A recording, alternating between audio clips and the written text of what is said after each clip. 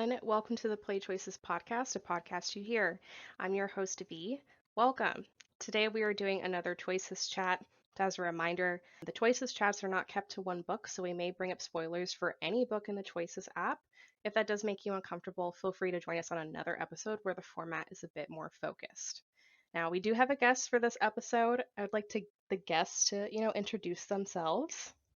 Hi everyone, this is Choices.Lady on Instagram and Twitter, and my fan fiction is on Tumblr and my YouTube channel under Ride-Or-Die Chronicles.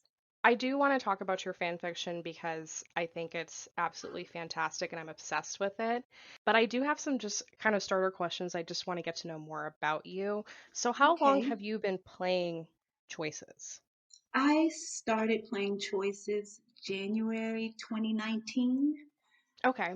So, you were right there when Ride or Die was launching. I was, but I did not want to read Ride-Or-Die. Oh, really? I did not read Ride-Or-Die until the beginning of the lockdown back in April of 20. That's when Wow. I read Ride-Or-Die, and I only read it to Diamond Mine for Open Heart 2. Wow. So you were like, it took a pandemic to get me to open up this book.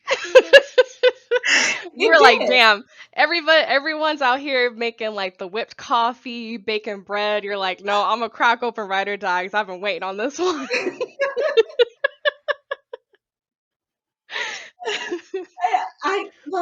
Because I just want to stay away from like the high school books. I don't really care for Mhm. those, and Mhm. I knew that the MC was in high school, so I Mhm. had no interest in reading it, and I literally only opened it to Diamond Mine it for Open Heart 2, Mhm. and I read it and I fell in love with it.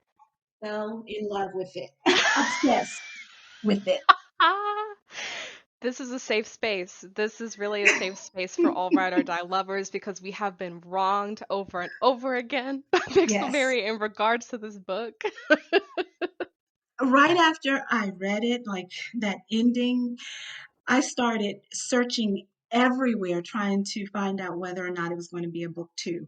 And that's Mhm. how I kind of stumbled across the Instagram fandom Mhm. because I had no idea that there was a fandom for Choices Mhm. until then. But I was just searching all over the internet, like, is there going to be a book two? There's got to be a book two. Oh, I can't wait for book two. Mhm. And then I saw where it was confirmed with Pixelberry, and yeah, then they broke my heart. Yeah. I'm just curious because like when Ride or Die had first launched, there was a lot of just very like not very positive things were being said even before Hmm. like the release, just because the way they were marketing it, it was like, okay, this is going to be like another MC in high school, like you said. Like, I don't know what it is. Pixelberry has this like fetish for like plot lines in high school. Yes. I don't get it. It's like our MCs are always in school for some reason. But then also like it had like the whole like bad boy romance. So that did you feel that that like subtitle kind of like turned you off as well, or were you more so just focusing on the high school aspect of it? I was mainly focusing on the high school aspect of it because Okay. I love a bad boy.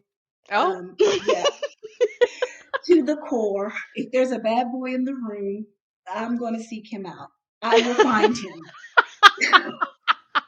I love that. So from the beginning, you were like, okay, high school, mwah.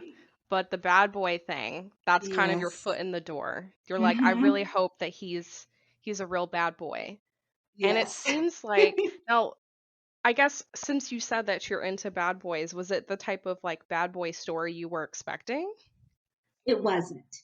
Mhm. It wasn't, but it just kind of it did remind me of my 18-year-old self and the first bad boy that I came across when I was Mhm. 18 that I Mhm. was just head over heels in love with. Like I said, the first bad boy. And then I Right. married No, I heard one. that first. I went, "Oh, there's a list." Yeah, there's a list. But I married one. So Oh. yeah. Locked him down. Locked him down.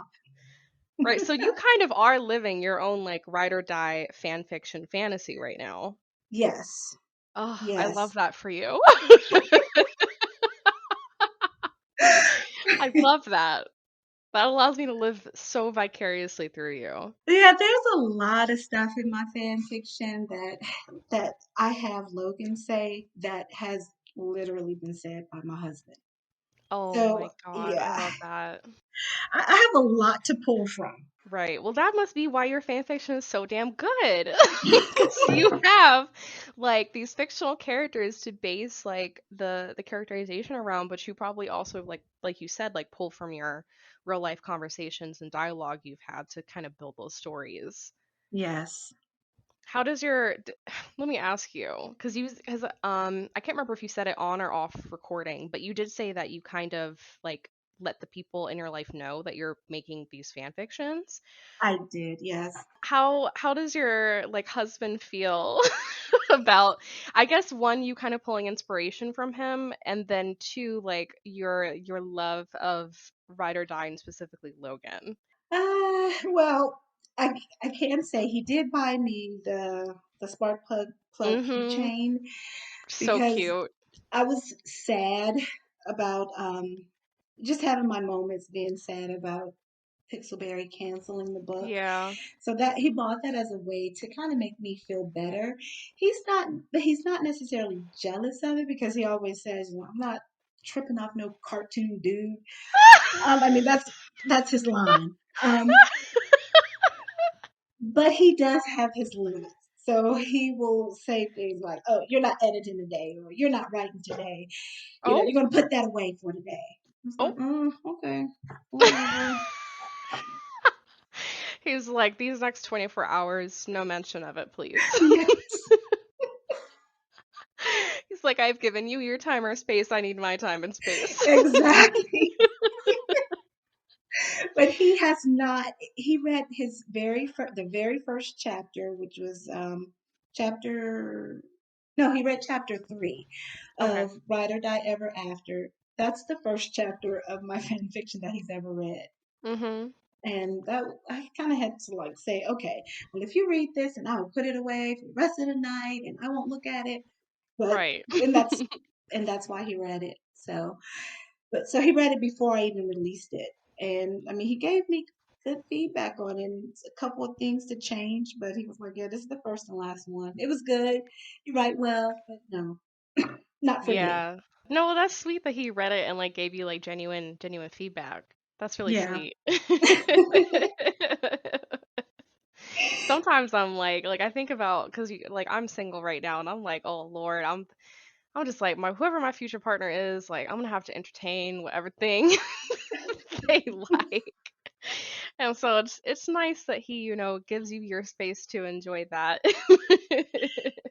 Yeah, this is he calls it my alternate family. You my know al- what? That's fair. it is. It really is. Your life that you like escape to. Exactly. I love something that you said earlier was about you, like the story just kind of took you back to when you were 18. That's something that I also talked about Mhm. being a huge reason why I defend the book and the character is because I feel very akin to Ellie when Yeah. I was 18. Mhm. There was no like bad boy, quote unquote, I guess, in my life. I don't know, maybe by some standards, there were a few. But by my Okay. standards, I don't think they were that bad, but I could see how someone could look at them and say, like, no, those are definitely quote unquote bad boys.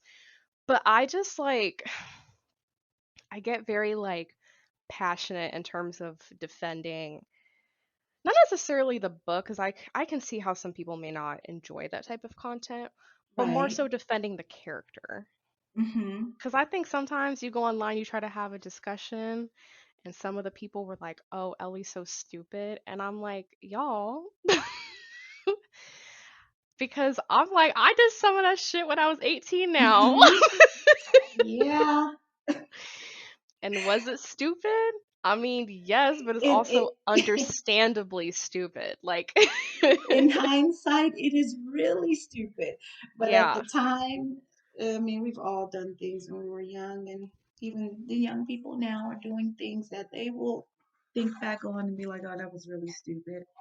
I mean, exactly. that's what that time is for. Mistakes and Exactly. learning. Mm-hmm. Mm-hmm. The first year of like quote unquote adulthood when you're 18, Hmm. it's this crazy year where you're like, I'm finally an adult, but also, like Ellie's in this weird position where she's like still in high school and still like at home with her father. So she's kind of trying to figure out like what freedom is, still navigating her quote unquote regular life, as I'll put Right. it, with school and respecting her father's boundaries, but also trying to carve out something for herself that she doesn't feel like is serving that type of persona. And I just, I relate to that so much. Hmm. I do as well. Especially because something that we kind of get into now, I don't know how much like ride or die naysayers you've run into in your time in the fandom. Not many, or Okay. if they're around, they haven't really said much to me about it. Mm-hmm. I mean, I post what I like, Right. um, and just with choices in general, uh, kind of lost a whole lot of motivation after they canceled Ride or Die. I Yeah. mean, I'm 100 being 100% honest. So, Yeah. but I post what I like. So I haven't had anyone, say anything negative Yeah. about the characters or about the book to me directly. Well, they better not. You let me know if I someone's will. coming after you. I hate whenever people like, because I get this too sometimes where like I'll post about a book that I really enjoy and someone will reply and they'll be like, I don't like that book. I'm like, who asked? Did I ask? Right. I'm sorry, where was the question and answer section for this? Exactly. I'm like, you can just, if you don't like a book, you can just ignore the post I made. You can Right. just move on. You can mute Hmm. me. You can do all of these things. Like, It costs you $0 to keep scrolling. exactly. It's free to mind your business. Minding your own Hmm. business is entirely free. But some of the discourse that I had seen when Ride or Die was first releasing in 2019 was a lot of people were like, "Oh, this MC, she's so stupid." And I think a lot of it is based off of how much kind of the upfront chapters are motivated. Like in chapter 4, there's some crazy shit that I forgot happened. Like there's this whole thing where chapter 4 is the chapter where you have to go save Logan from like running into the cops. Yes. And in that chapter, you can like pick this option that is either like I'm going to protect my dad or I'm going to go protect Logan. Like you have to pick Yes. between those two motivations. And like, Lucas and I talk about this. I'm like, why can't it be both? Why do I have to pick? Like, I love my dad and I want him to be safe. And we know Kaneko at that time, like, we didn't really know that much about his character. We had just seen him, like, make Salazar fuck up his own car. So at this point, he's a scary motherfucker. And I'm like, I don't want my dad dealing with that. But also, I have a crush on this new man's, and I don't want him to get arrested. So I feel like sometimes there's two ways that I feel about this whole like Ellie's a dumb character thing. A part of me feels like she's only as dumb as you play her. Right. Like if you pick all of the options to make her so boy obsessed that she doesn't see her real life, Hmm. then that's kind of your problem. But also too, Right. it's like Pixelberry kind of like fucked up a little bit because like why would you give us, I mean, I guess like it would make sense to choose like which one is your kind of your first thought, but inevitably, regardless of which one you pick in that moment, throughout the book, really, I was going to say chapter, but really throughout the book, like Ellie continues to prove to be cognizant of what she's doing to both sides. Hmm. Like she's very aware of like I'm betraying my dad, but also I really like this crew. Like, she's very aware. I feel like the way that people kind of had characterized her upon the book's like first couple of chapter releases was like she's very stupid because there's only one thing driving her. But even from the like canon narration of the game, you know that that's not true. Right. It's false to kind of represent her that way. And even after that scene, when she, like, say you choose to help Logan and not her dad, Mhm. she still says, and I mean, and it's not a choice that you have to make. She still Mhm. says, don't let him get hurt. Telling Logan, Mhm. like, don't let my Yep. dad get hurt. Absolutely. So Absolutely. even if you took the route to save him and not worry about dad, she's still worried about her dad. Of course. I Yeah. remember at the end of that scene, that's the chapter where they leave you on a cliffhanger where like Jason is like, I found your charm bracelet in the parking garage. Yes. I know what happened. So like, which first, by the way, that charm bracelet, that should look heavy. I don't know how she didn't notice that shit hitting the ground. That looked like one of those expensive, fully loaded Pandora charm bracelets. You know the ones I'm talking Yes. about? The Uh-huh. ones that cost like $300 to fill up the whole bracelet. Like you're wearing a 401k account on your wrist. I'm like, how did you drop that? And they make a lot of noise. Exactly. Exactly. She should have never brought that thing to the crime scene in the first place. When she was trying to get Logan's attention, she should just shook her wrist. Like a cowbell. I'm here.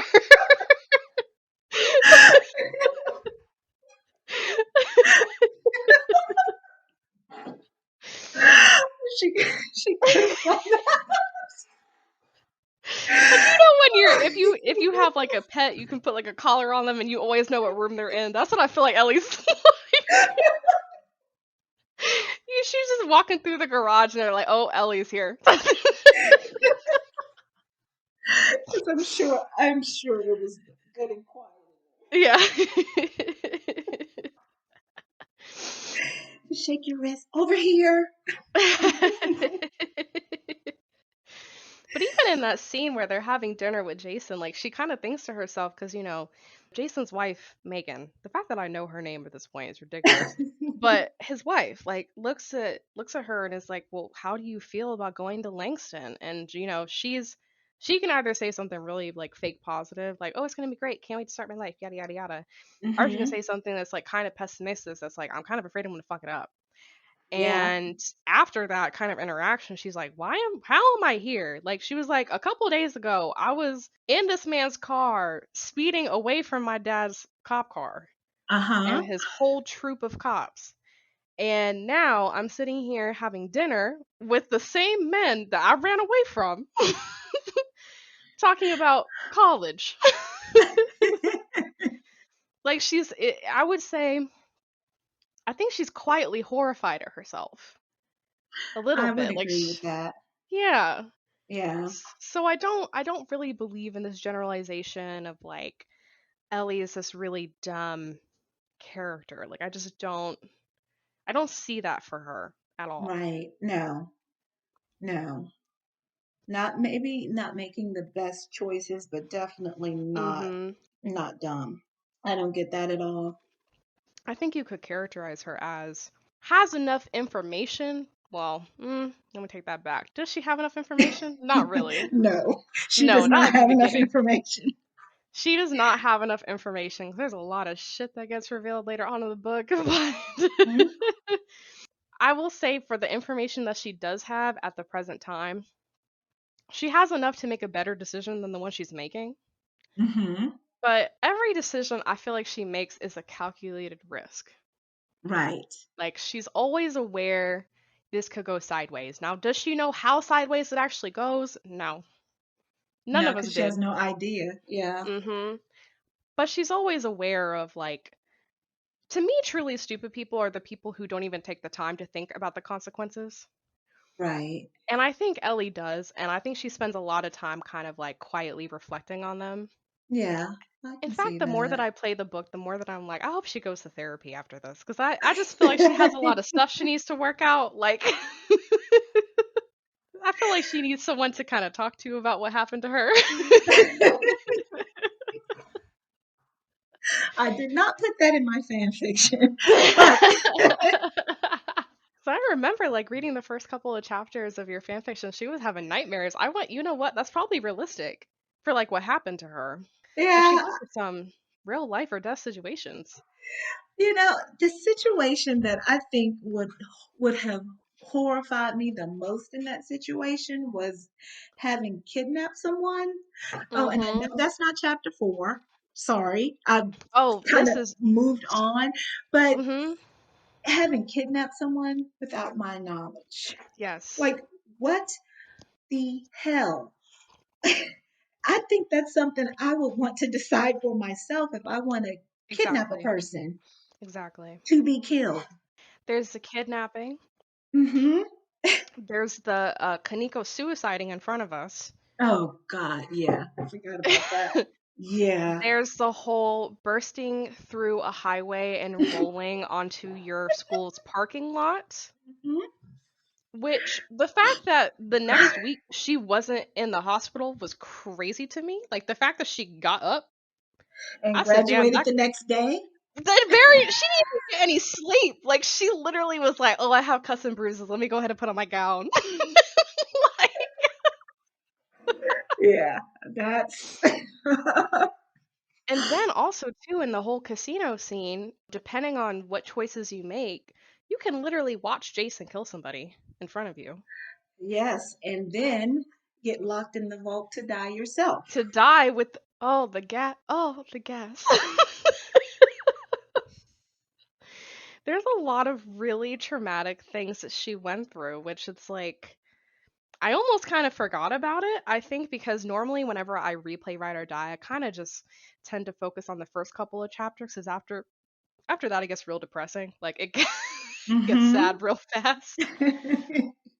But when I was reading her fan fiction and she was having nightmares, I was like, yeah, I guess that about suits it. Yep, that would make sense. Yeah,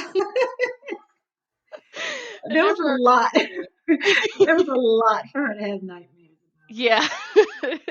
There's a lot of like nightmare fuel in her day-to-day life that she was about. living back then. And the fact that she just went on to college, like, oh, like it was just a day in the life. Yeah, and like the next week her and her miraculously repaired car Car, just yes, zoomed out of LA and just starts driving over to the East Coast. not one broken bone. Nope, no window was matched up. I said, I don't No, know who the hell repaired that car for you because it's I feel like in real life that would have been impounded as evidence. yes, I don't know. Maybe it's because her dad's like a hero detective. Maybe he pulls some strings, and I'm sure that's how she walked away from that whole situation unscathed, both from like a physical and legal standpoint. It's yes, probably he was like, "That's my daughter, and she's gonna be a witness and be an informant, and whatever she needs to do to get out of this situation, she's gonna tattletale on Jason, but she needs to go to college." right, right. I could imagine that conversation that he has with her, even though we don't see it. I can imagine that conversation being like, "Listen, you can still, I will get you out of jail.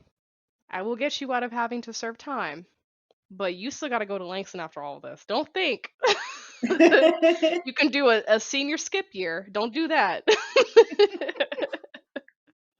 Don't think you can take a year to find yourself. You're Exactly. going straight to college. Yeah, Exactly. I can see that. I heard dad. I have heard lots of things about the dad.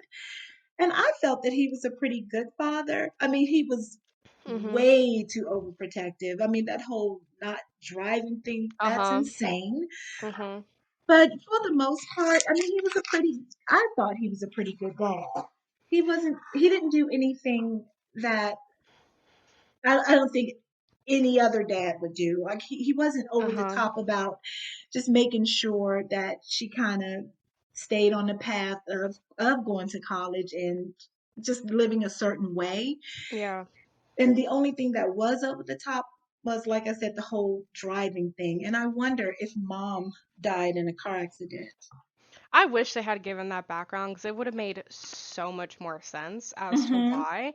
I feel like they kind of relied on him being like a Grand Theft Auto detective to kind of define like why he didn't want her to do it. Like I just feel like it would have been a little bit of more of like an emotional pull if they had included the detail of like her mother Yes. potentially dying in a car accident. Right. But I'm 100% there with you. Like I feel like, and this is where it gets difficult because I definitely grew up with like kind of overprotective parents. And looking back as an adult, I think that they did what they needed to do to make sure that I was being safe. Mhm. Now, they weren't overly overprotective. I feel like there's a certain level of like overprotective as in like we need to know where you are versus overprotective as in you can't go anywhere. Right. And my parents were the I need a GPS tracker on you. Yeah. Like that's the kind of parents they were. And so when you're 18, that does feel insufferable. So maybe I feel this way because like I'm an adult and like I can now put myself in the shoes of having to be in charge of a child and an entire life. Mhm. But I didn't feel like he really did anything that wrong. I mean, the whole driving thing is super annoying. And I Right. do feel like he was definitely hindering Ellie by not allowing her to learn how to drive and not being her teacher. But at the same time, if you really think about it, on her birthday, she goes out to this whole party Yes. and she's out all night. Mhm. And you can be honest with him. You can tell him, yeah, I'm going to a party. Yeah, this man I just met at the party dropped me off. And he really doesn't put up a stink about it. No, because in real life, I think if he was that overprotective, he would have been like, "What do you mean some guy dropped you off that you met at the party?" He may have crossed the line at the damn party, Right. much less the mysterious stranger giving us a pickup. Right. Before we continue with the rest of the episode, I do want to remind everyone that if you have any questions, theories, or comments that you would like to be included in a future episode, please email us at playchoicespodcast@gmail.com. Make sure to specify whether you want to be shouted out or not, otherwise all emails will be anonymous. Questions can be related to books we've recorded episodes on, books that we haven't discussed yet, or even questions that you'd like to ask us. Alternatively, you can go to our Ask box on playchoicespodcast.tumblr.com and submit a question. Just specify that it's for the podcast and we'll be sure to include it. And back to our episode. And then if you think about it, like she spends another night away because she goes to the sideshow and then she spends all night at the garage and then has to rush back to her house to go get ready for school. And then I mean, granted, a lot of this could be explained by his work schedule because I think in that specific instance, I think she was able to get home right before he got back from his late shift, I think. Yeah, she was only able to change clothes quickly. Yeah. And then if you really think about it, like the whole aspect of like the whole book of Ride or Die, I have to plot it out. But it really doesn't take place in that long of a time frame. Like I would probably estimate No, maybe like a month to a month and a half at most. this is funny, but when I reread it for, I don't know, the umpteenth time, I've Mhm. read it the double digit number of times, but I I actually sat there with pen and paper, like going, okay, so that was this day, and then they said a couple of days, so that's like 2 days. It really was about, I mean, when I put it all together, it was about 2 months. Yeah. About 2 months. Yeah. Because realistically, when you get introduced to the book, you find out that Cole's a college student who's gotten out of spring break. So that Mm-hmm. puts it in about like maybe like mid to mid to early April Mm-hmm. timeframe, depending Mm-hmm. on how your college schedule is. And then by the end of it, she's graduated from high school, which is like early May. Right. So all of this stuff happened in only 2 months. So for Yeah. 2 whole months, she was running around with this crew, which means that she's not spending time at home. Now, I don't know about you, but my father at 18, Mm-hmm. that would have happened for max like maybe 2 nights, and then he'd be like, where are you at? Right. Where are you going where you're not home? Yes, the questions, what is it? Where are you going? Who are you with? Mhm. When will you be Mhm. back? Those three Mhm. questions. And you're lucky if they ask you the last one, because sometimes they just tell you you will be back here by this time. If you get the question, that's a gracious act of kindness they don't have to give you. I can see how in the dialogue, like, he can be pretty abrasive and like he stands his ground really with her. Mhm. She Mhm. tries to emotionally appeal to him and he's like, no. You really have to pay diamonds to get this man on your side for the most part towards the You end of the book. do. But I also don't blame Yeah. him because he now knows that his daughter was running around with a Grand Theft Auto crew. Yes. So I can see how that's troubling. And I can definitely see how, from him being a cop, he may be like, if you don't pay the diamonds, he may be like, you got yourself into this mess. You'll You get want to act yourself out. grown? You want to Uh-huh. act grown? You 18, you running around here doing stuff you're not supposed to be? Good luck. Yeah. You get yourself out of it. Yep. Figure it out. It feels harsh from the character's perspective, but I also think it's absolutely fair for him to be like, I have given you guidance for like 18 years of your life, and now that you turn 18, now you're trying to wild out. Mhm. Okay, okay, go do it then. Like, I can see him being like, I told you to stop running with them. You still running with them. And then you bring them to my house. Uh huh. Then I find him in my driveway again. Like, I understand. I get it. I see it from his perspective.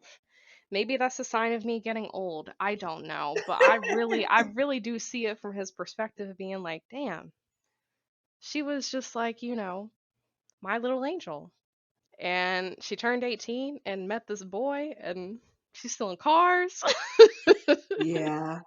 I think that is a very hard pill for a parent to swallow when their kid Mhm. grows up. I mean, for some parents, it's really hard to see that. And I do feel like it was hard for him to just realize that she was an adult, that she was growing up and wanted Yep. to make her own decisions regardless of how um regardless of the decision she was making, she wanted to make her own choices. Yep.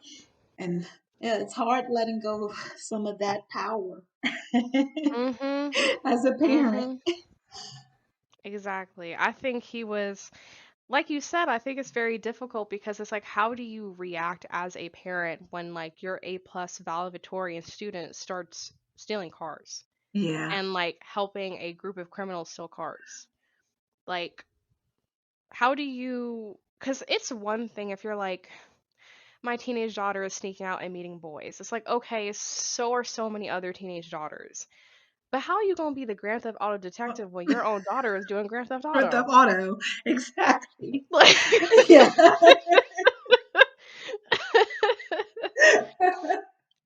like I can see how that one is one that you kind of pause at. You kind of think about it, like, how Damn, could is this she? personal?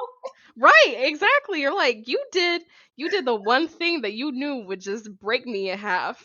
Right. Especially because he told her, he's like, yeah, I'm chasing the NPC, and she's like, I am the NPC. I am.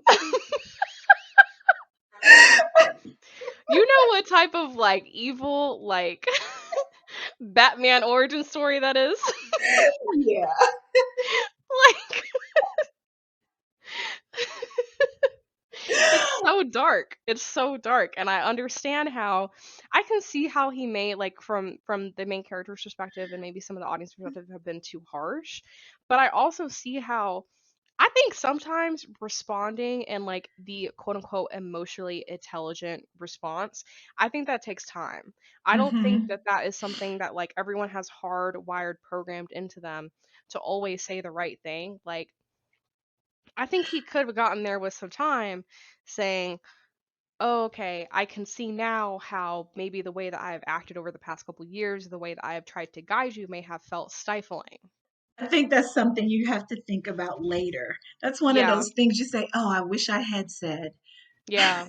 You have a comeback after the fact. Oh, absolutely.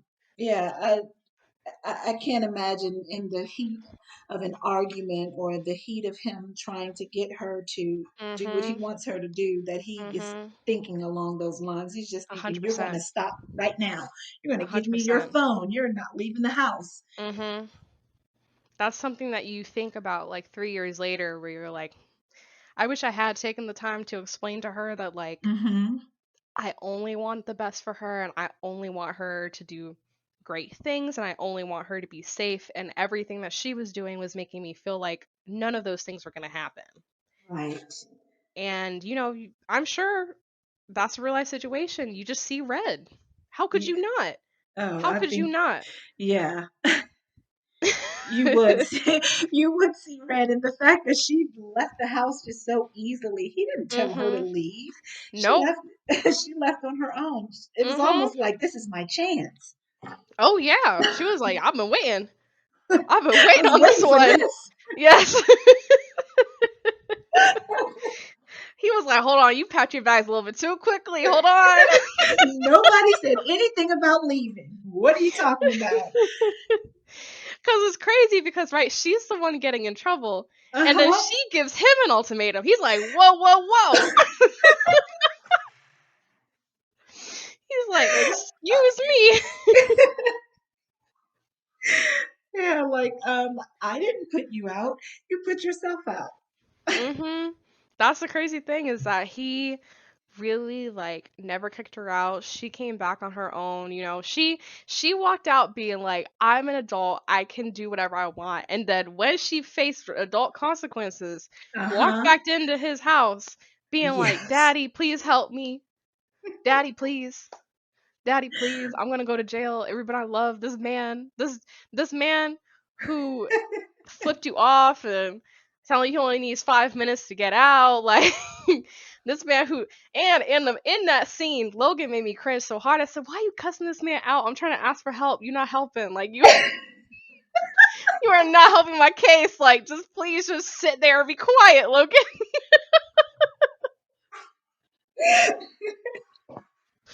Like you, Dad and Logan about to just straight up fisticuffs in the living Uh-huh. room. I'm trying. And I'm trying to get help for us. Right. I'm like, do you want to punch my dad or do you want to get out of this without going to jail? Like, you got two options. Sit there and be quiet. Let me handle you you hit this man. He's got handcuffs right now. I know where he keeps the handcuffs. They're right it. there. Well, I mean, he showed Logan what he had right there. He Mm-hmm. when he Mm-hmm. pulled that gun Pulled it on him. out. He Yeah. pulled it out so quickly. Like, I just knew when the very first time I read the book, I just knew that he was going to shoot him. I, I did. I thought that that's how that story was going to end, that he was going to shoot him. man, that would have been really dramatic. It was. And it almost happened too. He really hesitated. Hmm. I mean, he had cocked it and everything. Mm-hmm. The bullet was in the chamber, ready to go. But she said nothing. That pissed me off. Yeah, no, she was just She watching, said frozen, nothing. just frozen, just watching the whole interaction play out. Yeah, no, Dad, stop. Please don't put that away. Nothing. The most reaction that she had, I think, was at the end when like he opened the door and he kind of looked at her. I mean, he didn't say it. I don't think he said it, but I think the look in his eyes was like, "Get inside, girl, before I beat your ass too." And I think she just kind of, I think it kind of describes her like storming upstairs or something. Like she was like pissed off, but didn't really say anything to him. And I'm like, make an Yes. attempt to emotion all this time. You try to emotionally manipulate your dad, and the one time where it might actually save Logan's life is when you stop. That annoyed the shit out of me. It's like, is there not a choice for her to say something? No, you really And have to I, leave it. yeah, that annoyed me. I'm not sure if they did that as a way to kind of like illustrate that eventually your dad was going to come to terms of like what happened on his own without you needing to intervene, but it would have made a lot more, because up until that point we really had no reason to think that he was going to let Logan go. Right. Right. There wasn't really any characterization that would have made me feel comfortable. You know, like I wouldn't have left them in a room alone together, is all I'm saying. Like, so up to that point, I really had no reason to think that he wasn't going to shoot him. Yeah, I thought that he was. I thought that that's how the story was going to end. I really Yeah. did. And then it didn't happen. But yeah, I the first time I read it, I just knew that he was going to shoot him. It would have been heartbreaking, but entertaining. Oh yeah, it would have been. It would have made a lot more sense as to why we didn't get a sequel. Exactly. Well, we can't because Logan's dead. So Logan's dead, so unless you're a Colt or Mona shipper, there's really nothing left here. right. It would have made a lot more sense. That I'm still not over that. I also wanted to ask you, like, I know you said you had kind of went online looking for an answer about the sequel, and that's how you ran into kind of like the online fandom. At what point did you start to like engage with the rest of the players, and at what point did you start to make content? I started to engage shortly after I found the Instagram fandom. I made a separate from my personal Instagram account, which I never used, but Hmm. I made a separate account and just came up with the name. And I started posting like screenshots, which I think everyone does that, or it seems Hmm. everyone starts off posting screenshots. And then I just started seeing the edits that everyone was doing. And I was like, this is mind blowing. Like, these look really good. And so Yeah. I tried my hand at it. And my first one, I swear, Bronwyn's head is detached from her body. But, but people were so supportive. It was like, good job. Oh. It looks okay to me. And I'm like, no, it doesn't.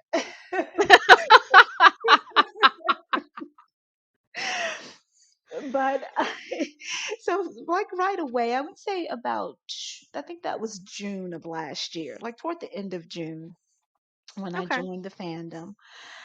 And I started writing fan fiction like July, August maybe. I started Okay. with the Ride or Die fanfic because it was just taking so long, and even though I had just read it in April, still feel like it was taking so long, and I just wanted closure. But it was actually personal. It was really just for me. Yeah. Um, and I wrote like 5 chapters, and it was just for my enjoyment. Um, Yeah. and then a friend, someone that I met in the fandom, she encouraged me to share it, and I did. Well, I am so happy she encouraged you to because it's a wonderful read. Thank you. And it's good, it's believable. I think sometimes, like, not to critique anyone's fan fiction or fan creation, because I mean, really, that's just all for it's none of it's canon, anyways. Like, it's just Right. free content people make. But the Hmm. thing that I really appreciate about your fan fiction is that I think the arcs of how the characters kind of get back into each other's lives are really believable. And I think the reactions feel like something that the characters would actually do. That was, I really wanted it to be as close to Pixelberry as possible. I mean, that's Hmm. why I did it in the PowerPoint where I could have the scenes and the pictures and the music because I Hmm. was trying to make it as close to Pixelberry as possible. And I read and reread and reread Ride or Die. I mean, I had read it so many times anyway, just for my entertainment, but then Yeah. I kind of read along as I was writing so that I could nail the characters. But I appreciate your critiquing. I mean, when Oh, I you went love through the first couple of chapters, I was like, this is what I've been waiting for. it. No, I'm obsessed with it, honestly. Like I really am. And I saw you're coming out with the what is it? So the first remind me of the titles of both of them because you have one you've completed and another one that you're currently in the middle of publishing and producing, right? Yeah, so the first one was just Ride or Die Bad Boy Romance Book 2, Okay. and the second one is Ride or Die Ever After. Mhm. And when I finished Ride or Die, the book 2, I was like, okay, I'm so happy that this is done because it does. It takes a lot of time. I mean, the Yeah. process is insane with, Yeah. first typing up the story and then Mhm. plugging it into the PowerPoint and then having to record it. It's a lot and Mhm. it's time consuming. Mhm. But the day that I posted the last chapter, I I sat on the side of my bed and cried. Oh. I did. I really did. That was when my husband bought me the keychain. I was like, I've been working on this for so long, and I just feel like a part of me is gone. Yeah. Yeah. I No, was, that's 100% yeah, I understandable. was so sad when I posted the last chapter. Um, and then I like things just kind of come to me. It's mainly in the middle of the night. Like I can just Mhm. dream up something and then I just have a whole dialogue and then I just run with it and then I have to Mhm. like get up and get it down before I forget Mhm. it. And that's what happened with Ride or Die Ever After. And it's like, well, you said you were done and you ended the series, but it's like I really don't want to. Like I just really want to be Yeah. there. So Yeah. that's how I started with the second one. Yeah, no. I mean, I was so excited. You had this whole like banner reveal on like IG and I went, "Yes." I was like, cuz I was never going to go to you and be like, "Please write more," cuz I feel like sometimes as a creator, like sometimes you finish something and you're like, "Okay, no, that's it. That's all I'm making." Like that's the end of that. I'm going to move on to something else. But like I just want you to know if at any point, if you want to make some spin-offs, like you do whatever you I'm going to read it. I'll read it. Well, thank you. Whatever you choose to make, I will engage with because the writing is always like. I remember I was catching up on the latest two chapters from Ever After last night, and I went, "Oh, it's so good! It's so good." Yeah, see, and that came from like we were talking about the timeline for Ride or Die Book Mhm. One, just how short the timeline was. Yeah. And I'm thinking, there's no way that Logan can love this girl just like that. I mean, he's gone A his whole hundred life percent. avoiding, these type of relationships, or his whole life avoiding Mhm. these type of relationships or relationships Mhm. in general. It had to start long before they met. Mhm. And that's where that idea came from. So I'm thinking, okay, if I'm, watching this girl trying to get intel on her so that I can pull her into the fold of the crew, I'm thinking something had to start then, Mhm. long before he met her.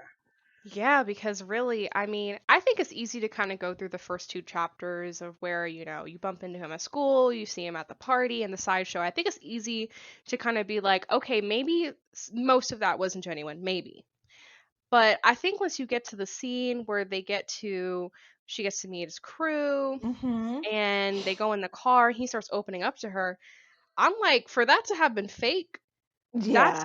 that felt very genuine to me. And it was what, 2 days? 2 days. Yeah. Yeah. In Like, in 2 days' time, he's opening up and telling her uh-huh. things that he hasn't told anyone. Exactly.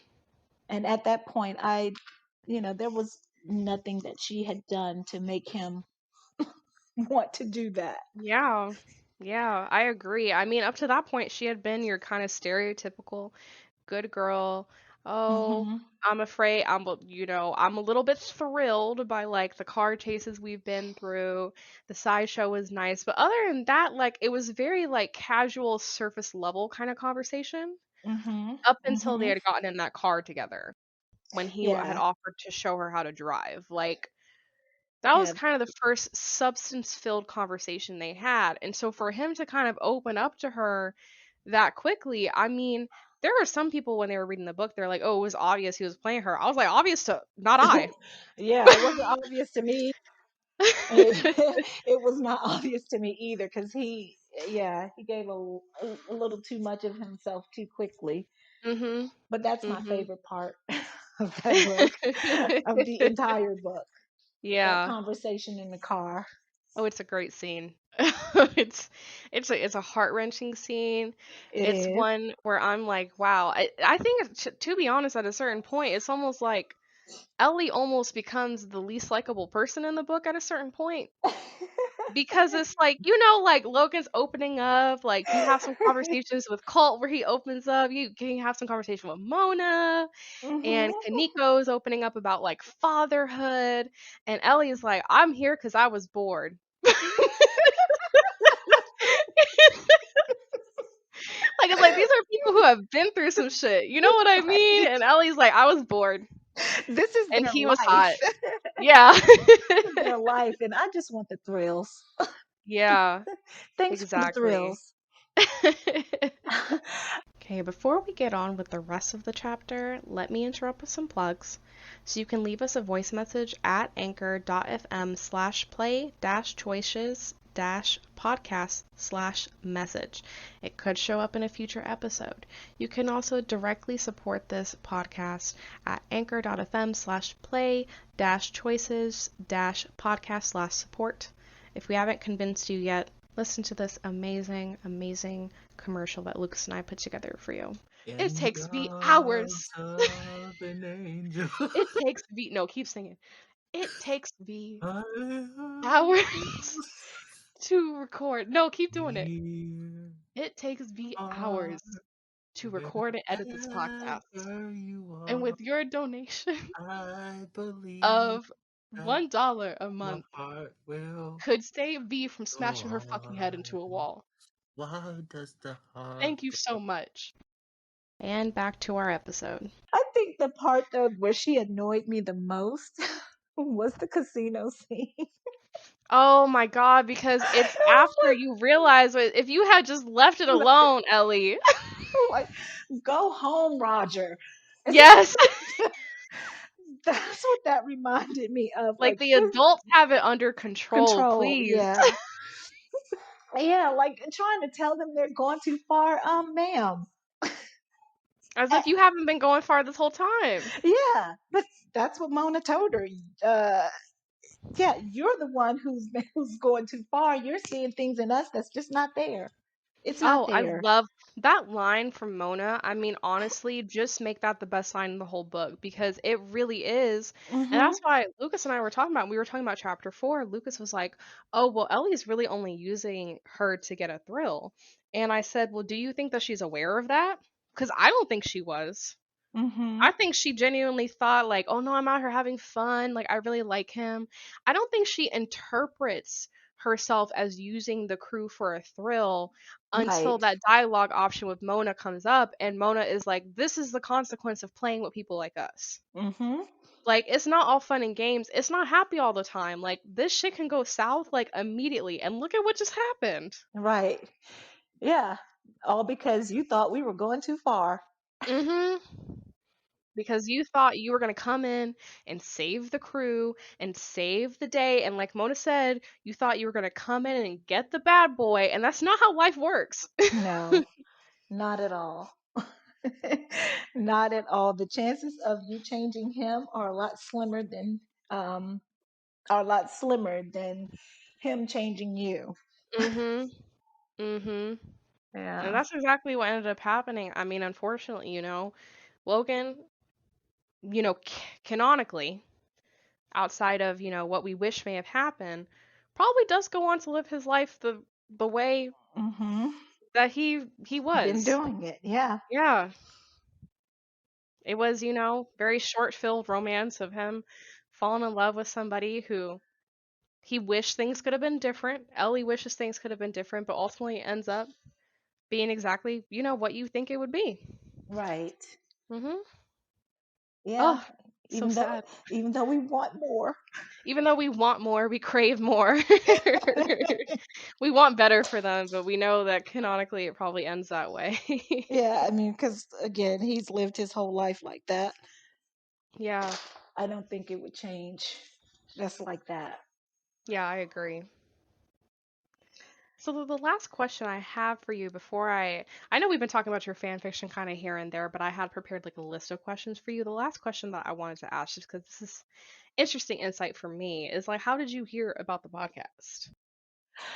I saw it on Instagram and well, and you guys were discussing Ride or Die. So, of Mm-hmm. course, I was going to be there for it. And because I did not see it before when I think you started like a year ago. Yeah, I started sometime in 2019, if I remember correctly. Okay, okay. So 2019. See, I wasn't even a part of the fandom Mm-hmm. then. But I saw on Instagram where you were going to discuss Ride or Die. So, like I said, of course, I was there for it because it was Ride or Die. And then and I started following you on Instagram, and then saw you on Tumblr, started following you there. The only Mhm. one that like maybe just recently is Twitter, because I really don't go to Twitter Yeah. much at all. It's yeah, I just not a big fan of Twitter. Yeah. But started following you on your different platforms, and I laughed so hard at that first episode when you guys discussed Ride or Die Chapter One, and I was hooked. I was hooked. It's like this is entertainment. This is entertainment, and like I can sit in here with my earbuds in, and Mhm. I'm just laughing. Like, what are you listening to? It's like I'm listening to a podcast. Is it choices related? Yes, choices related. Harry knows. Yeah, she's having a choices moment. She is. Right. Leave the room. Yeah, I've But had very similar conversations with my own family. Like, I'll be on the phone with my mom, and I'll be like, "Okay, I have to get off in 30 minutes because we have to record." And she's like, she asked me so many questions. She's like, "Well, what do you guys talk about?" Like, she's like, "How long do you record? How many episodes do you have out?" has your mom ever listened to one of your podcasts? I Don't want her to. Here's the thing, like me and my mom, I think are like unreasonably close to each other, like way closer than I think most people are with their parents. So Hmm. I don't think that she would be too surprised. And especially because like Lucas and I have been childhood friends for a long time. Okay. So she's very aware of how we interact, how we talk to each other, like she's very aware of that. For me, it's just like I have this like need for the podcast to be totally anonymous, right? Okay. And it's not that I expect my mom to go like run her mouth and post on social media like, "Oh, my child is hosting this podcast." Like I don't expect her to do that. But also I feel like just in my head, the way that my brain works, I feel a lot more secure in it being anonymous, the less people that have a hold of it. Right. So even with Lucas, like Lucas's mom, he was telling me she asked to listen to the podcast and he went, nope. Now my mom has never asked. You know, she'll ask questions and I'll answer, you know, what I can for her. But she straight up asked Lucas. Lucas went, no. Mm-mm. See, I understand what you're saying because I could totally see your mom saying, inadvertently, just saying, "Well, my Mhm. daughter has a podcast and it's doing really Mhm. well," and Mhm. just spilling all the beans. Mhm. Cuz my mom's never out there like trying to like dox me or anything. But I think like she is kind of one of those proud moms. So Uh-huh. she is going to be like that person who's like, my daughter has a podcast. Yeah. Like you can't say that, mom. Like So much for anonymity. yeah, no. So, you know, I do tell people in my life that I have a podcast, but so far no one has really like specifically except for my brother. My brother came out and he was like, "I'd love to listen to it just to like show support." And I did let him listen to one episode. Like I did. I did. I caved in. Okay. You know, I have a soft spot for like my brother like whenever he's having one of those like proud big brother moments. I'm like, oh, okay, here you go. And he did listen to it, and he was like, it was really good. Like, and my brother knows nothing about choices, so I told him, I said, listen, I was like, you may not understand the subject content, but I said we walk through the plot of the book, so it's not like you're going in with like no idea of what's happening. Right. It's because I feel like there are some podcasts that do kind of like only talk about the commentary. They don't necessarily walk through the plot. With these books, I feel like it's difficult, especially since Ride-Or-Die came out like, oh my god, over 2 years ago at this point. It's Yes. like I do have to go through the plot to kind of remind people what it is that we're laughing at. Mm-hmm. So he listened to it and he was like, it was so good. I loved it. And he was like, you have ads? He was like, how'd you get ads?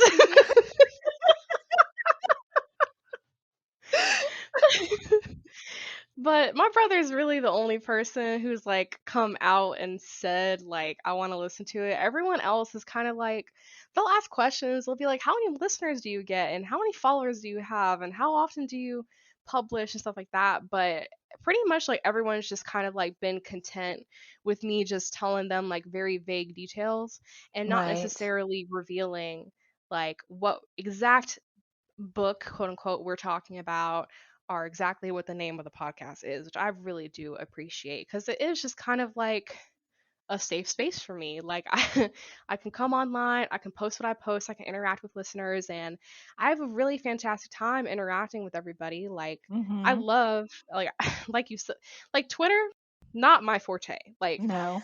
I definitely was like a 60-year-old woman on that app because let me Yes. tell you, I was using hashtags. Twitter doesn't use hashtags anymore. What was I doing? Like, it's not my forte, but I've definitely built up like what I think to be like a good relationship with my followers on Twitter. I have a couple followers who I know are always going to comment and stuff on my Instagram. I have a couple people on Tumblr who I know like keep up with my content. So it is just kind of like its own little safe space for me. Mm-hmm. So I like to protect it as much as possible. Yeah, like your escape. Mhm.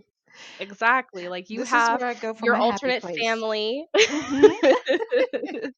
I have my like podcast where I get to be. And then, Yes. no one really bothers me outside of that. So, Right. well, I appreciate the feedback. I appreciate you listening. I know the podcast sometimes they be long. I always try to listen like when I'm in the car. I mean, Mhm. that's the only time I have where I Yeah. can just kind of listen uninterrupted. Yeah. Just, on my way to work and Yeah. things like that. And I'll just break it up into maybe two sessions if Mhm. I can't get it all in at once. One time though, I was listening at work. My earbud. It was the TNA episode. Oh my goodness, not that one. That's the most chaotic one. But it was funny. I mean, Lucas talking about kidnapping children. There were so many things he said where I was like, where did that come from? Like, There was not a good stopping point no. for that one. So I had to listen to that. I had to continue to listen at work. Yeah. But I do genuinely appreciate you listening to the podcast. Like I always say, it's weird to know that there are people that are listening to us. Like I have one follower, his name's Eric on Twitter. He tags us every Saturday. He's like, I'm going on a walk, I'm listening to the podcast. I'm like, wow. It's just crazy to me. It's a, crazy. a part of his Saturday routine. Yeah, exactly. Like we're a part of, I'm like, you're waking up with us? Oh, bless you. No, Oh, I enjoy your podcast and I am so grateful that you have me on. oh, of course. It was like a dream getting you on. When you said, "Oh, I'll join," I said, "Girl, slide into my DMs right now. Go ahead." I said, put me in, coach. Yeah. But I mean, honestly, it was a dream for me too. When I saw that you were like taking guest hosts, Like, Mhm. I want to be on there. I want to be on there. I would love to have you on for an episode where Lucas can actually join us. Like, I would love to see you two interact because, oh man, I would love it. I would love it because I really think, he's only read up to chapter 4 at this point. For context, I don't think we said this on the recording, but I decided to not have Lucas join us because I don't want any spoiler alerts. And I knew we were going to talk about Ride or Die. Didn't Hmm. want to spoil anything for him, so I didn't invite him onto this episode. And I strictly forbade him from listening to this episode. So, Lucas, if you're listening, I'm going to find out. But I would love, like, because I think we're going to have a couple of, I have a couple of other ideas for formats of episode where we can still kind of tackle Ride or Die, but it'll just be in a different format. It won't be on a chapter by chapter analysis. But it does kind of unfortunately require like Lucas getting caught up fully on the book. Hmm. So it's kind of a long ways out, but I would love to have you like as a future guest host on one of those episodes as well. Like I think that would be great. I would love it. I cannot talk about Ride or Die enough. Right. That's why I told Lucas, I said, I'm not ready to reach chapter 16 because then I have to kiss the episode format goodbye for Ride or Die, Yes. and that's gonna be heartbreaking for me. I think I might get emotional. Yeah, for the longest time, every time I reread it, I would not play chapter 16. I would play Mhm. up to a certain point and then I would Yep. just start the book over again. It's like Yeah. if I don't end it, it doesn't end. Exactly. If Exactly.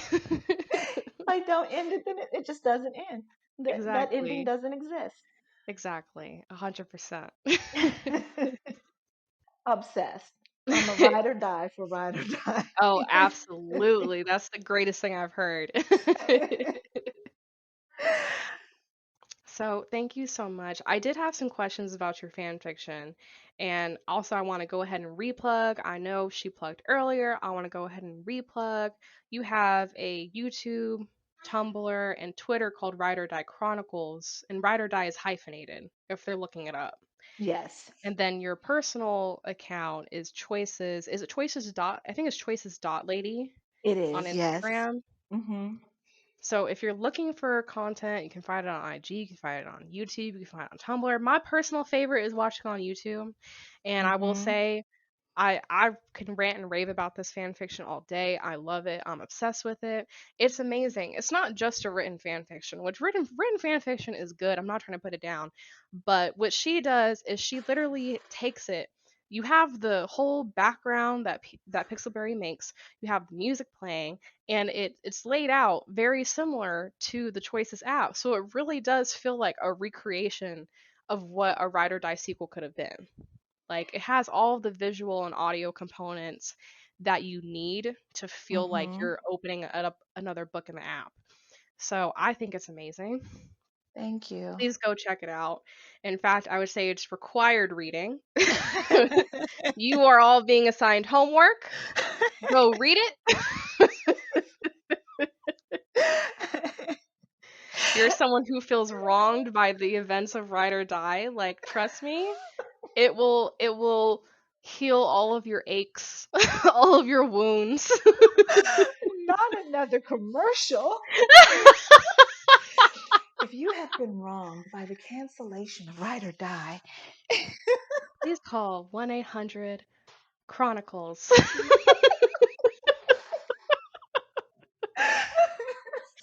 You may be worth the compensation. Let me tell you, if nothing else, we are great marketers. We are amazing marketers.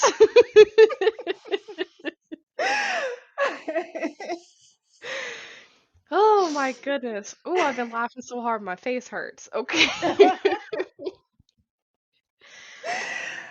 Oh boy. So, kind of as a summary for everybody to be able to understand like what this fan fiction is, you created Ride or Die Book 2, which is at a sequel that kind of follows the immediate events of Ride-or-Die.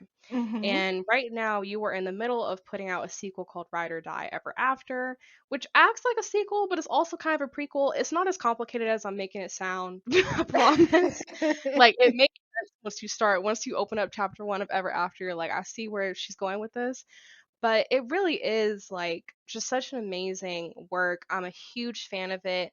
I think you're so talented. I think anyone who was even a mild fan of Ride-or-Die can appreciate what you've done. It's so well produced, so well written, so in character. I will qualify that it is like a Logan centric kind of thing. So if you're a Logan shipper, Yes. that's what I think where it really serves. There are some cameos from other characters, so it's not like it's 100% focused on Logan. But I do think that regardless of, even if someone isn't into Logan from a romantic standpoint, I do think that you do justice to all of the characters. Oh, I've loved reading it so far. yeah. I did feel some kind of way about it. It was so hard to try to think of what I would do for Mona in the book Mhm. too, Mhm. because I just was not sure. It's like, how do I write? I mean, she was in prison. What do I Yep. do with that? Yep. Um, but I did want to include her more in the second, well, in Ever After. Yeah. Um, and Toby is like my favorite non-love interest Toby. character ever. Love him. But I did want to include them more in Ever After, because it was just really kind of hard to think of how I could bring them back in. Yeah. Yeah. The ending of the canon book one Hmm. is definitive. Like Yeah, for a lot of the yeah, characters, it's hard to come back from what they wrote them into, which may be why they ended up kind of abandoning the plot. I don't know. yeah. I did wonder for a long time how Pixelberry would do a book two. Yeah. Yeah, Yeah. I was shocked when they had announced it because they had announced it maybe like I think they announced it the day that chapter 16 went live and I'm pretty sure I could go back and find my comment.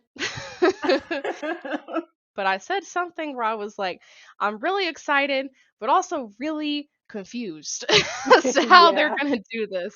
Because they wrote themselves into a hole that I don't think they were able to write themselves out of, which probably was why.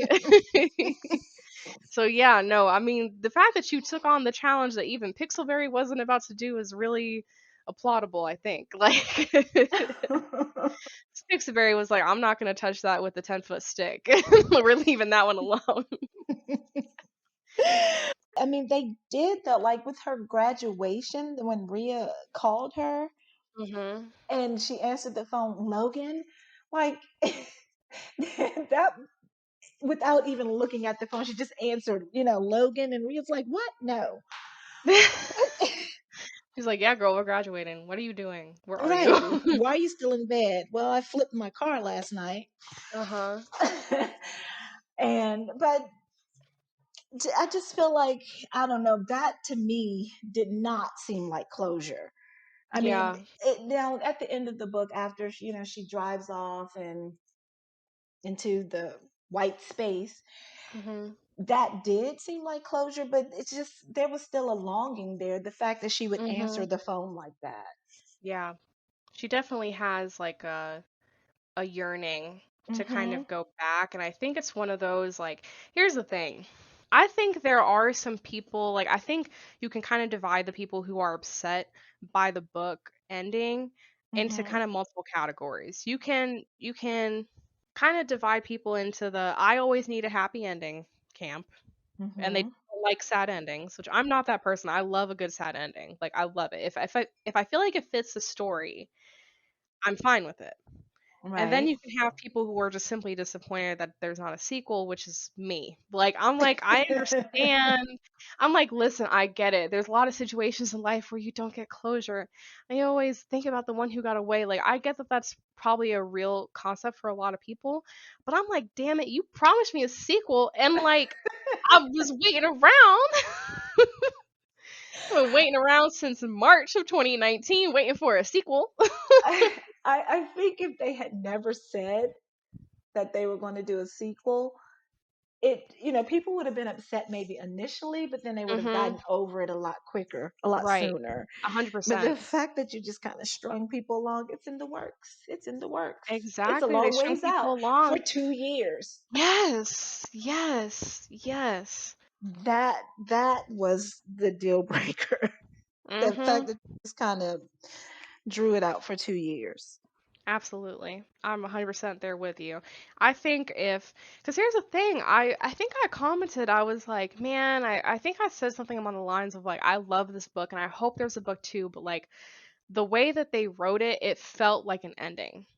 It felt like Ellie's gonna go to college and this is gonna be something that impacts her for the rest of her life, but we're like, that's it. That's how it felt. And you can kind of be happy that they didn't do a book two with the way Mhm. that some of the sequels Mhm. are shaping out to be. Mhm. And I'm not going to name specific stories, but But we know. We yeah, know. they're just not the same. Yep. Yep. It's not the same. Yep. That magic that was in the first books is just not there.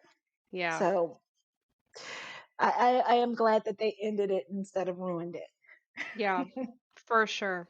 For sure. I think it's nice. I think it's better to kind of have something just kind of like cradle it as like a fan favorite Hmm. rather than watch them make a book 2 and a book 3. Oh, now book 3 you guys get to plan their wedding. It's like, "Oh my God, I can't about to have another like AME situation." Like I can't.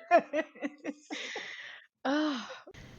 Alright, before we move on to the rest of the chapter, let me interrupt to plug our socials. We are at Play Choices Podcast on Instagram and at Play Choices Pod on Twitter. You can also go to playchoicespodcast.tumblr.com for our Tumblr page, which is where I post any episode notes that I have, like links to posts that I've mentioned, photos I've mentioned, or more.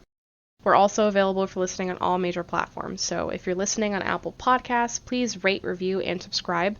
It's a funky thing with the algorithm that helps us a lot. I wish I could explain it more in depth, but I just know that it helps us, so we do appreciate any reviews that you leave us. And as always, we are a growing podcast, so if you see us pop up on your socials, we do appreciate a share, a retweet, or a reblog, depending on the platform you see us on. We also appreciate it when you share our podcast with your fellow choices-loving friends. And now back to the episode. But I'm curious from a production standpoint because like I have to produce this podcast. So and it is like I think for people who don't produce kind of like long standing form of content, they may not like understand how much time it takes. Hmm. So I'm just wondering like from writing to production and release, how long would you estimate a chapter takes you? I would say at least, and obviously it's broken up over a couple of days. I may Mhm. write some, and then I'll leave it, and then I'll get a bright idea, and I'll write some more. But I would say if I were to just sit and do it all in one sitting, it would be about 7 hours. Yeah. Yeah, that makes sense to me. Um, but I mean, just the writing process, of course, is I can't just sit and do it in one sitting. Mhm. But the hardest part, though, is not so much the writing, getting the words down; it's the putting it into the PowerPoint, and Yeah. that's a pain. Yeah. That's a pain. That's one of those things where I said, "Why did I start doing it this way? Is it too late to change?" Right. um but that's the hardest part, is just getting it in that PowerPoint and then being able to record it, because I do have to just do the playthrough after I've read it 700 times, Mhm. and then I can almost recite it, Mhm. but after I've read it so many times and then having to read it again to record it and then just getting it uploaded. Yeah, that makes sense to me. And also, because you said you had about 5 chapters written before you started to decide to release it when your friend kind of told you to. So how far do you typically find yourself getting in a plot before you're like, okay, now I can release chapter 1? That's a good question. So when I wrote the first 5 chapters, it was just kind of from the heart.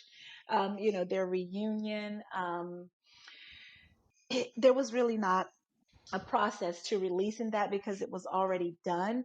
But then, like the next set of chapters after that, it's just basically making sure that it makes sense, that it doesn't Mhm. sound too cheesy and cringy because sometimes I'll go back and I'll read a chapter and it's like, oh, did I really say that? Did I really put that out there?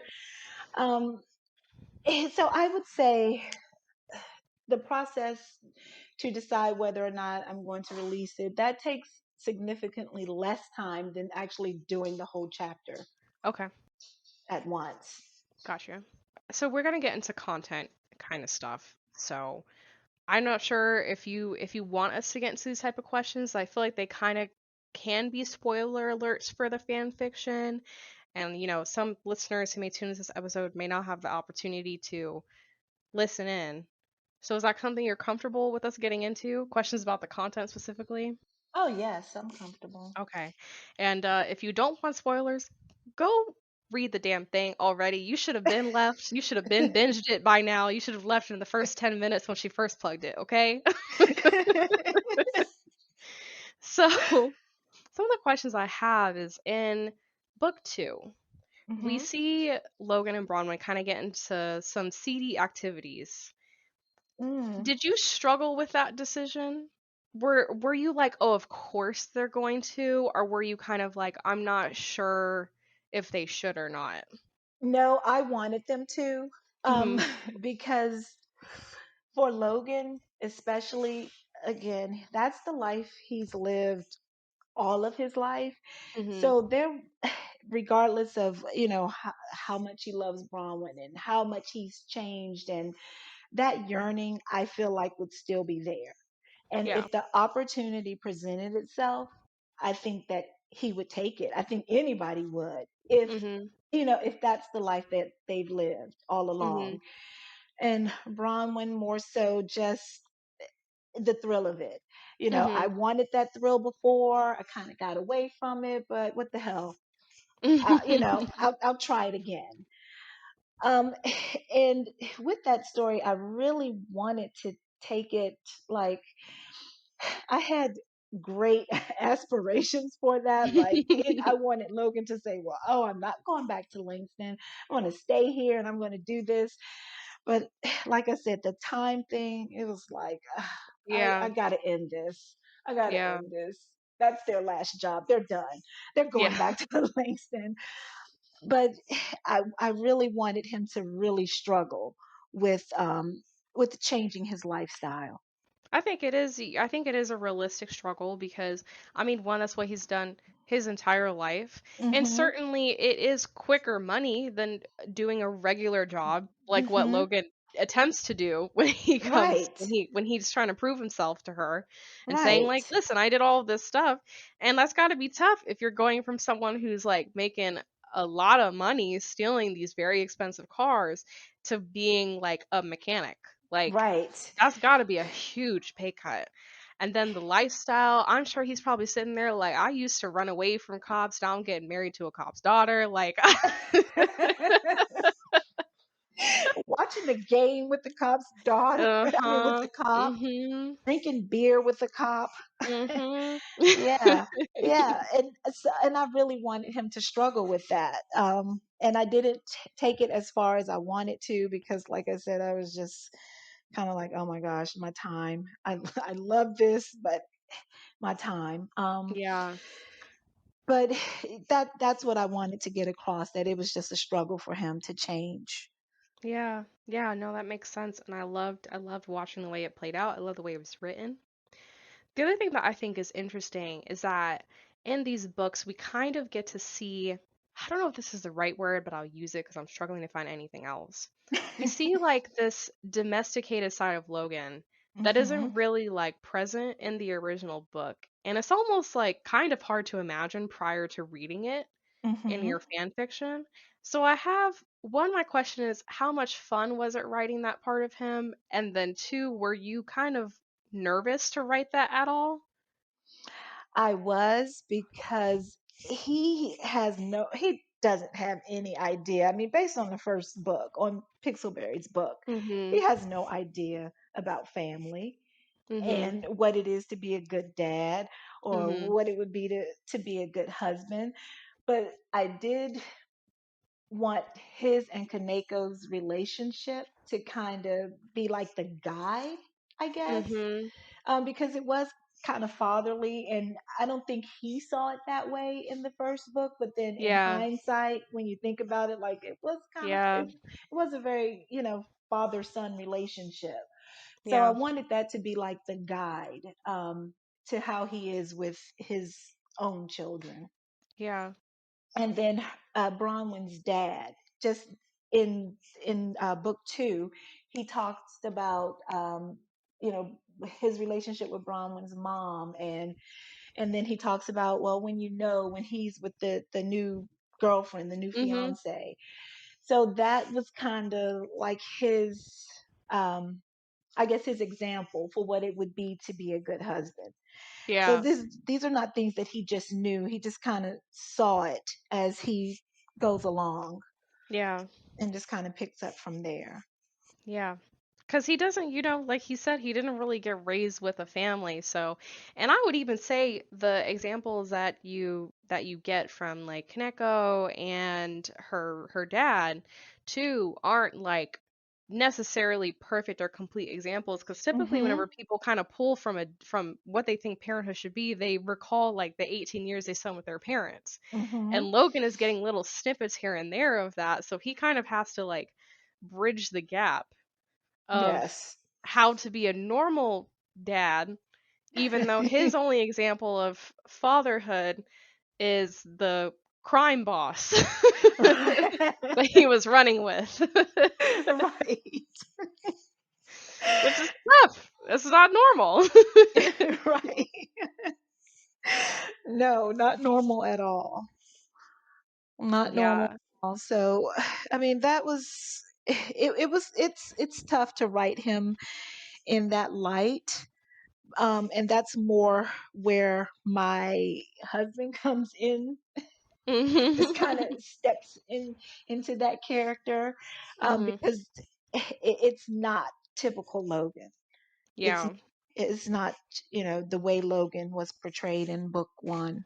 Yeah. Yeah, that makes sense to me. So you finished the second book. You're now in the middle, or sorry, you finished the well, I guess second book wasn't wrong. You finished book two, Hmm. and now you're in the middle of putting out Ever After. Do you where I know I don't want you to give any spoilers. I don't even know how far in advance you've written this whole plot, but are there any hints, teasers you can give us about like where you see the plot going? And also further, do you anticipate writing beyond Ever After? Do you anticipate doing whether it's like another series of Logan and Bronwyn or just focusing on the side characters? Do you see yourself going that far? No, I don't. I I don't. But then I didn't after writing book two. Yeah. So it just depends on how I feel when I hit that post button for the last chapter.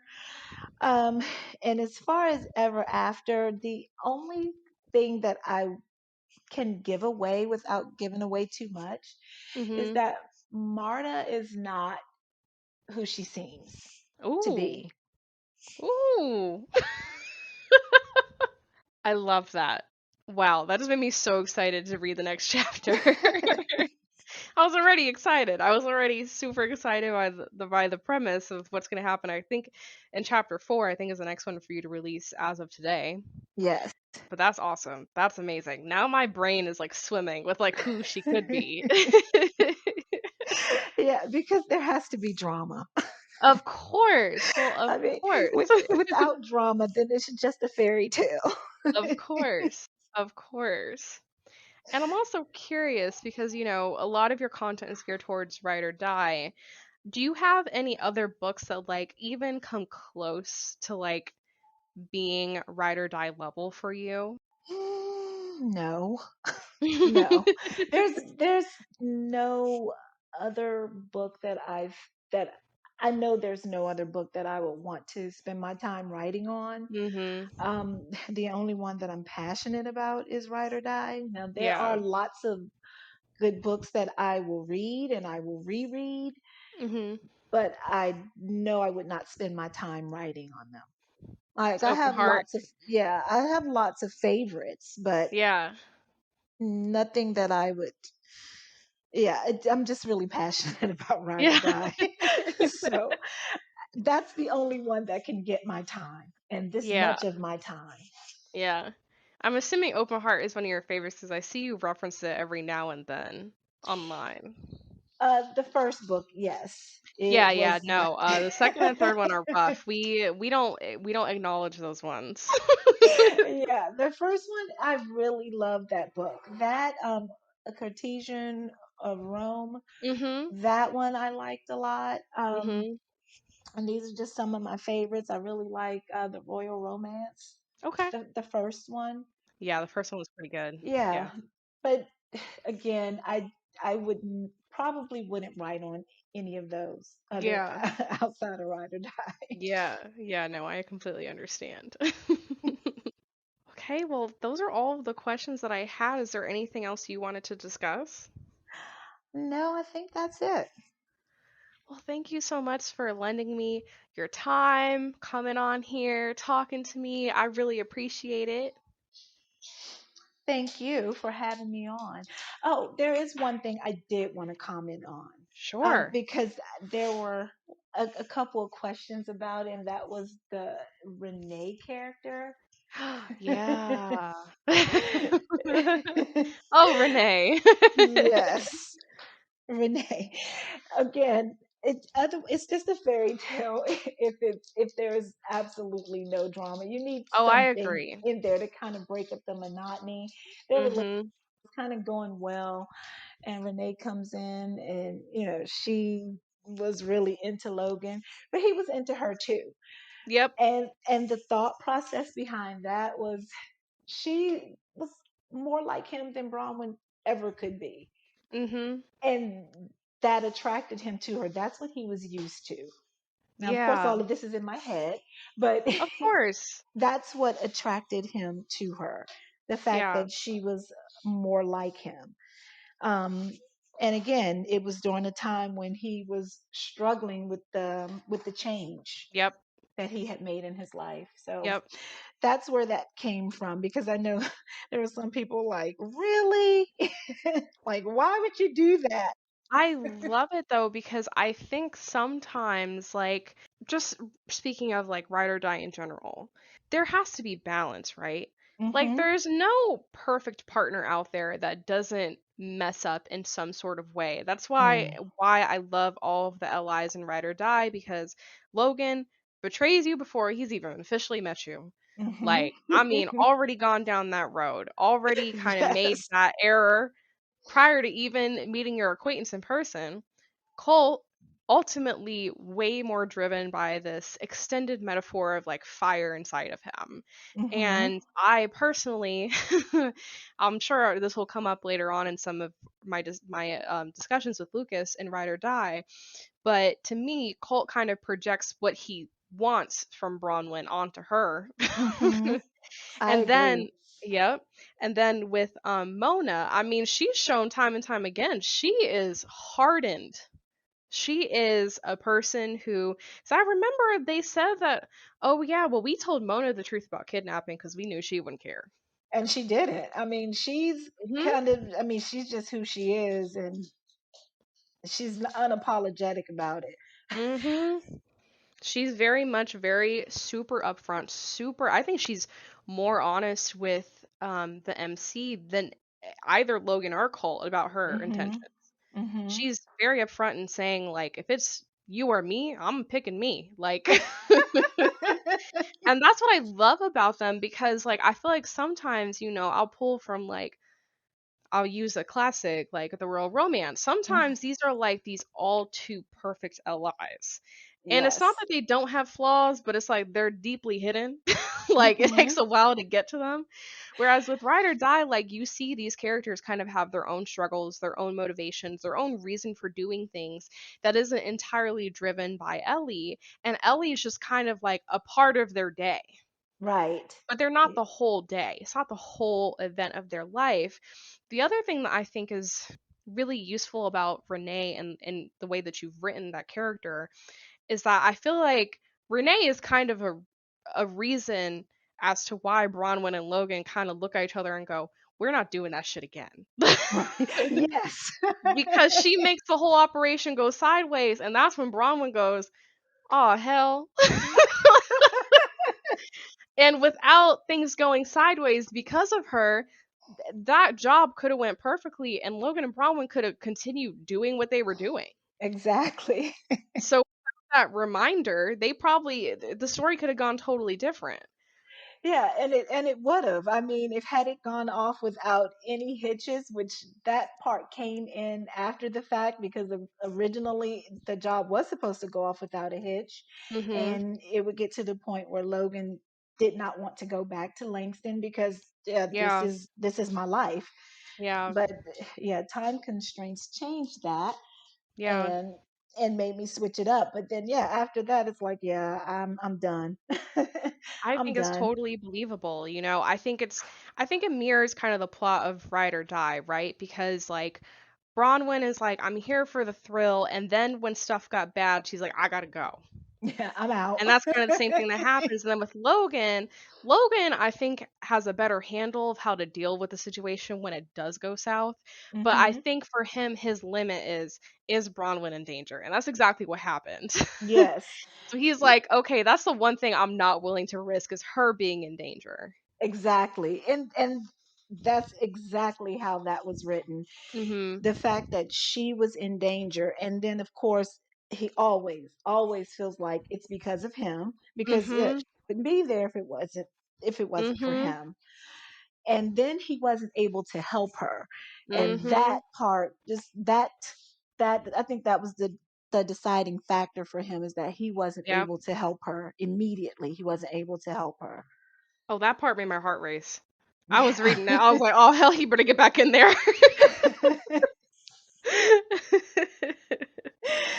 Yeah, but I mean, had he gone back in to help her, I mean, neither of them would have made it out.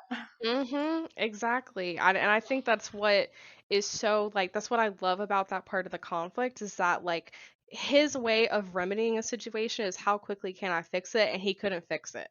So he had to Mhm. sit there in his stress and anxiety and be like, "Shit, I have to wait." Because if I go in now, it's actually going to be way worse for her. Mhm. So I Mhm. love that part. And then this is not including Renee, but just something that I thought of as a side note, something that I really enjoyed in, Ever After, that scene where you show like Logan becoming a part of the crew. Because we talked about this, I think, over YouTube comments. I think it was in like episode 3 or 4 of I think I this know whole what you're talking thing. about. Right. This whole thing where it's like Logan never brought a girl. I'm like, come, you really trying to tell me this man and out her flirt with everything that moves? No, not buying. Not buying it at all. Not realistic. I don't agree. I don't approve. That whole scene where he tries to like lay it on thick with Mona Mona, and she rejects him. I was like, oh, it's so good. It's so good. that's exactly why I put that in there based on our conversation over YouTube. I mean, I really almost put that line in there about him smashing in his car. No! Oh god.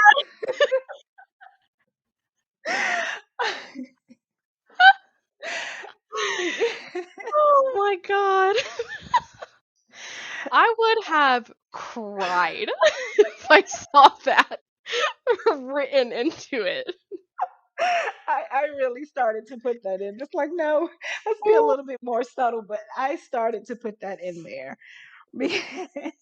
And then just his whole attitude when Kaneko is telling him, to get Bronwyn to trust him, and he's just Oh like, yeah. He's like, easy. yeah. Done that a million times. Mhm. Overconfident. Just overconfident with it. Mhm. I love that part because I was like, there's no way you can really try to sit here and convince me and try to act like this man is This is not just flirting with women and just, left getting and what he right. can when he can. Like, Exactly. oh. I agree. I agree. That is so funny because I remember we were having that conversation Yeah. and I was crying laughing on the other end. It's like, I that is remember so true. Lucas and I were sitting there like, I know this man, I know he fucking in the club. I know he's taking some girls to the bathroom and locking the door. Like, I know he is. You just can't Just no way. convince me that he's not. All these people being like, he's never brought it. I'm like, that's the part where I read it and sometimes you read a part of the book and all of a sudden you're kind of like taken aback and you're suddenly not so into it. That was a moment where I was like, I don't know Yes. how believable I find that. Yeah, something's not right here. And then they kept mentioning it. Mhm. Yeah, Mhm. they kept mentioning it. It's like, no, I'm not buying that. I mean, if I'm like, she's literally fallen over herself and at yes. how hot he is, and there are just no girls. No girls. Yes. I'm not buying it. Especially because we saw at the high school party, Ingrid was damn near tearing off her clothes off in front of him. You And trying not to to tell me mention, women don't do that to him everywhere he goes? right. And even the other girl, like, who's that hot guy with Brent? Mhm. Mhm. And he's not biting. I'm not buying it. And Rhea in front of Darius More multiple than times. once. Rhea's like, I'll leave your ass right now. You give me a reason. She really did. It's like, I'm right here. I'm right here. She's like, listen, Ellie, I'm really happy Yeah. for you, but if things don't work out, let me know. Because I am here for it. Exactly. It's like at a certain point, it's like, okay, I get it. They established in the plot that like this was the secret between like Kaneko and Logan. Okay, like I get it. I understand that. However, a part of the thing that made me feel like maybe other people were going to be in it is because multiple people had repeated that line. And I was like, did he tell y'all to say that when I came? Like, because Vaughn said it. I can't remember if it was Hemina or Mona that said it, but one of the two women in the crew made that comment of like, "Oh, he never brings girls around here." I said, at this point, he must be texting y'all beforehand, saying like, "Find a Right. way to fit this in the conversation, please. I don't want her to think I'm a player." Right. And even Toby alluded to the fact, he said Logan brought a girl. Logan brought a girl here. Like, Mhm. what? A girl? Right. I'm thinking, okay, either he's been bringing guys or he's Mhm. doing something with the girls elsewhere. Right, exactly. They're like, "Oh no, it's usually in the car." So it's weird that they're in here. That's kind of a first. Congratulations on making it inside the door. It's usually outside of the garage, on the side of the Right, street, in the alley. right. It's usually in the alley around back. Well, he did take her there after they played He pool for the did. kiss. He did. That might have been his place, y'all. Listen, I know it's not canon. I know it's not canon because they say it over and over again. He doesn't have a girl, yada yada yada. But like, I just refuse to believe that this man was celibate. Okay, like I'm not buying this whole story. No. I'm not buying it.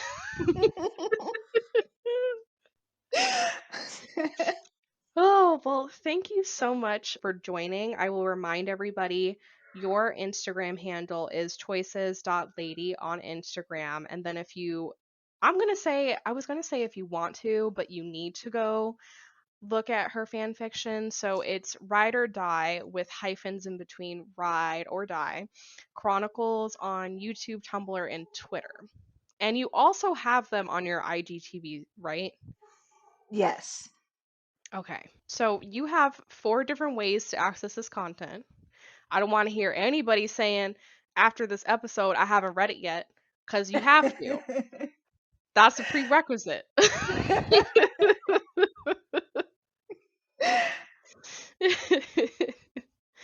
Well, thank you so much. I really appreciate you spending time. I think it's going to be great. I can't wait to see everybody respond to this episode. I really do feel like you put out like what to me is like a piece of like choices art. Oh, well, thank you.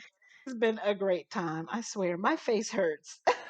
Me too. Like I've been smiling. I'm like trying to force myself to not smile because like at this point it's like painful. And hopefully we can look forward to you being on the podcast again in a different format. You can listen to Lucas probably say some, non-PC stuff we got to edit out of the episode. We don't want any campaigns against Lucas. Exactly. That's my whole job as an editor. I'm like, how do I make sure he doesn't get canceled? Sometimes like Lucas, like I've talked to Lucas before about like how he views a podcast, and he's like, gotta bring the flavor. And I'm like, yeah, but when I'm saying flavor, I mean like some seasoning. And sometimes you bring the jalapenos, and I gotta take that shit out. Like, I'm like, sometimes it's too hot, too hot. Come on, back it up.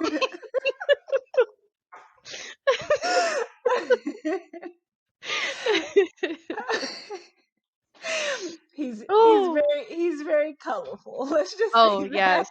Yes. What the nicest way I've ever heard it. He's very descriptive, like when Lucas opens his mouth, there is always a moment of brief hesitation because there's been so many moments where we were recording and I just had to stop and pause and I went, what motivated that sentence? What? Sometimes someone says something and you're just sitting there and you're like, now lead me through your thought process when you said that. Why did you think that was a good idea? There's been like, I wouldn't say a bunch of times, but there's been maybe like 2 or 3 times where he has said something and I'm like, okay, let's go back and say that differently. Because I get your vibe, I get your intention. Maybe the wording was off. So let's go back and redo that. In all fairness, like I've definitely had moments myself. I'm not trying to throw Lucas under the bus. Like he's my best friend. I love him. But like I have to reel him in as much as he has to reel me in, Yeah. Well, thank you so much. I really appreciate you spending your evening with me, and I'm looking forward to, getting you on a different format of the podcast too. I look forward to it as well. Well, thank you everybody for listening. And we'll look forward to talking to you next week. All right. Thank you. Thank you.